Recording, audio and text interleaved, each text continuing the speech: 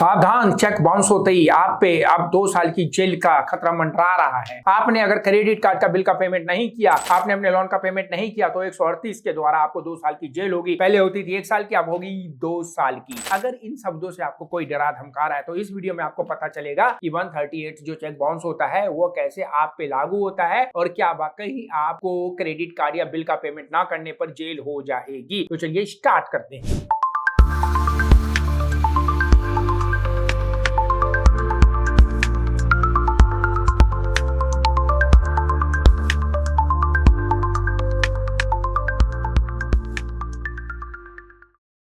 तो दोस्तों cheque bounce होता क्या है, सबसे पहले आपको पता होना चाहिए। जब कोई व्यक्ति किसी को भुगतान करने के लिए चेक फिजिकली रूप में लिखता है, जब वह व्यक्ति उस चेक को बैंक में जमा करता है जिसको चेक दिया गया है, और उस बैंक में चेक जमा करने के बाद भुगतान करने से बैंक मना कर देता है तो उसे चेक बाउंस कहते हैं, यानी कि चेक का अनादर होना। 138 क्या होता है? धारा 138 भारत के नेगोशिएबल इंस्ट्रूमेंट एक्ट यानी कि एनआई एक्ट 1881 यानी कि 1881 का एक महत्वपूर्ण प्रावधान है। यह विशेष रूप से उस स्थिति को संबोधित करता है जब कोई चेक अपर्याप्त धन यानी कि इनसफिशिएंट बैलेंस के कारण बाउंस हो जाता है। सरल शब्दों में अगर कहा जाए तो धारा 138 तब लगती है जब किसी व्यक्ति ने किसी और को किसी कर्ज या अन्य दायित्व के लिए चेक जारी किया है और वो चेक बाउंस हो गया है। जब उस चेक को बैंक में भुगतान के लिए प्रस्तुत किया जाता है और बैंक इस कारण से वापस कर देता है कि चेक जारी करने वाले के अकाउंट में अपर्याप्त पैसा यानी कि इनसफिशिएंट बैलेंस है, तब वो चेक अनादर यानी कि डिसऑनर हो जाता है, तब 138 की धारा लगती है। तो दोस्तों धारा 138 के तहत चेक बाउंस एक आपराधिक माना जाने वाला मामला है और इसके लिए दंड का प्रावधान है जिसमें शामिल हो सकते हैं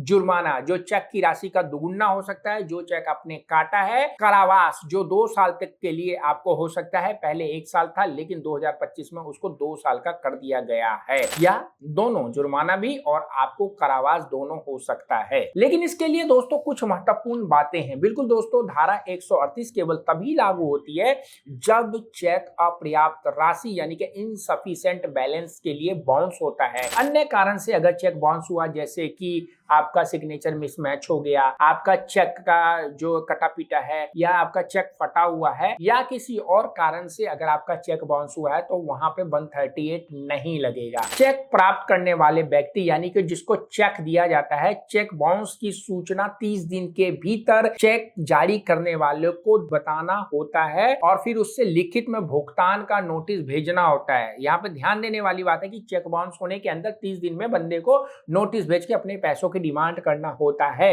अगर वह ये नहीं करेगा, चेक जारी करने वाले को जब नोटिस मिलता है तो उसको 15 दिन के बीच में सामने वाले को भुगतान करना होता है। यदि वह ऐसा करने में असफल या विफल हो जाता है तो पाने वाला धारा 138 के तहत शिकायत दर्ज करा सकता है।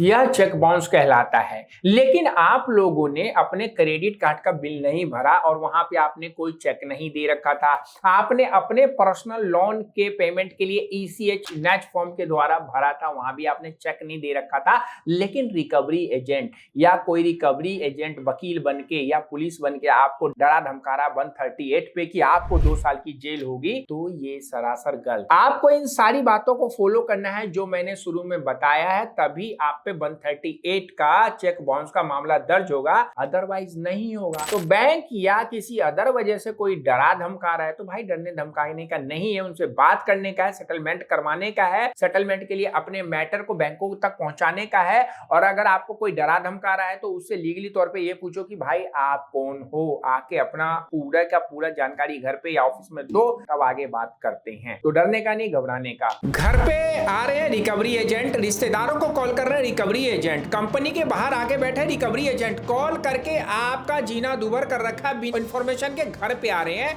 पुलिस बन के कॉल कर रहे हैं, वकील बनकर के नोटिस भेज रहे हैं, यानी कि आपकी जिंदगी में रिकवरी वालों ने आपकी लाइफ को पूरा रिकवर कर लिया है। तो इस रिकवरी से कैसे बाहर निकले?